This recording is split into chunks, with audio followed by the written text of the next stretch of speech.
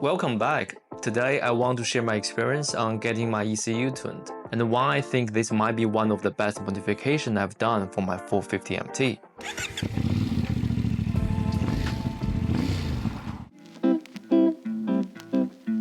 First of all, for anyone who is not familiar with, the ECU is basically the back spring. It controls things like fuel delivery and initial timing, all the stuff that decided how your engine runs. Fueling maps are preset by the manufacturer. It's a one-set-fits-all. They expect on us as an individual rider who riding on a different road condition and a different riding style. ECU tuning or remapping is basically like a reprogramming.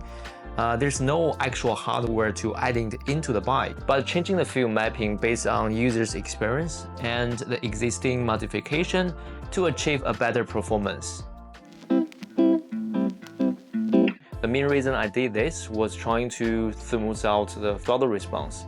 The 450MT is already a great bike, but at a lower speed, the throttle response can be a little bit jerky, especially when you're doing the lower speed technical off-road riding. As you may find in my first impression video and my recent upload, I really try to get used to it and try to feather with the clutch. When riding on the road, it's barely noticeable, but when riding off-road, especially after the 15-tooth mod, it is significantly worsened. This on and off throttle thing can be quite annoying on a ride like this, especially on the first gear. You have to feather the throttle. As you may already know, 450MT using a cable throttle rather than a ride-by-wire. So the fueling is based off the position of the throttle opening and the engine's RPM, which means fuel mapping is the only way to make a difference. And since CFMOTO released the bike, it has been 12 months. I was expecting the CFMOTO will have the new fuel mapping updated, but unfortunately I think they are just so busy on releasing new bikes and thinking about how to charge us on the T-box. The updated new fuel mapping for 450MT hasn't happened, so I really have no other choice but try to resolve it by myself. So I took my bike apart and sent the ECU unit to Twin City Dyno and been working with Brad. Brad had over 20 years of experience in the industry and actually started tuning the 450MT as soon as he got his own. I watched a few of his clips before booking it in, so I knew he'd really understand the bike and how to get the best out of it. And for myself, I just want something more predictable, more smooth, maybe a little bit more refined. And of course, if I could squeeze a little bit more power out of the engine, that would be a nice bonus. Oof, and did I achieve that? Let's say it yourself.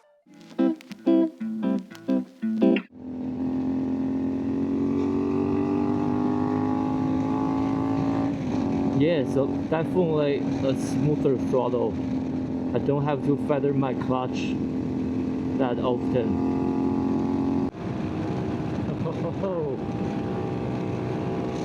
If you can hear it right now, starting from 3, above 4000 RPM, the roll-on throttle is much smoother than before. The hesitation between on and off throttle is definitely gone. I also feel like I'm getting a little bit more torque. It's also just because the throttle response is slightly quicker. There's no hesitation. Once I roll on the throttle, I can feel the power coming out from the engine a little bit quicker than before. So here is what I noticed straight away.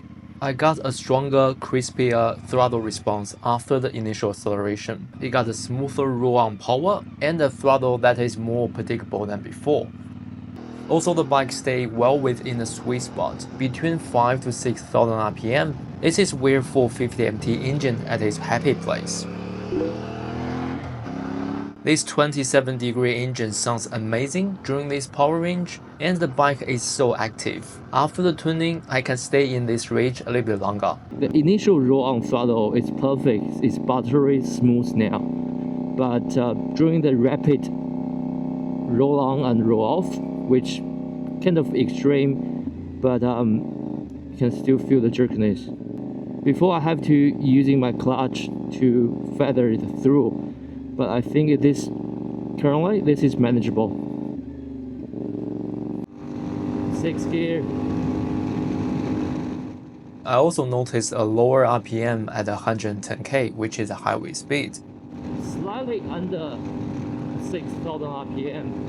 At 110k, the RPM is now set just below 6,000. Previously, it was around 6.5 with the 15-tooth sprocket and a stock ECU. This is a welcome improvement for the highway riding. The whole thing significantly increased the highway capability of this bike. As far as the fuel economy goes, I didn't notice much different. Currently the bike is at 4 liter per 100k, which is very similar to what I had before, but there's no dramatic difference on that. So next bit's gonna be fun. I'm really keen to see how the bike is capable of.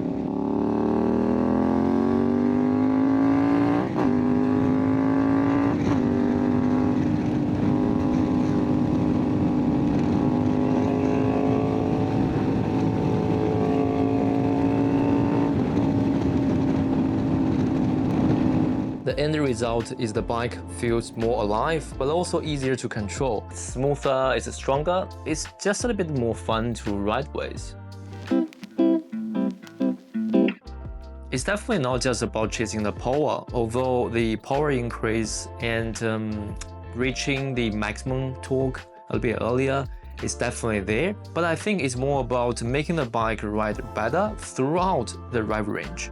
And that was exactly how I felt about here. If you have been thinking about it to get your ECU retuned and have a smoother ride, I definitely recommend it to check out a reputable tuner like a Tune City Dano. Big thanks to Brett and his work. And I'll put his detail in the description down below. Alright, that's my experience with ECU tuning. If you found this video useful, please like and subscribe or even hype the video. This will help the channel a lot.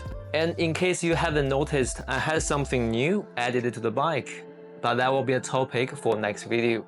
Thank you for watching, and I'll see you on the next one.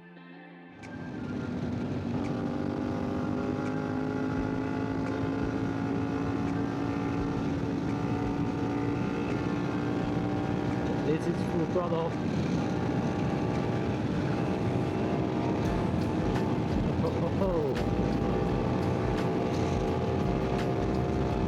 Yes, baby.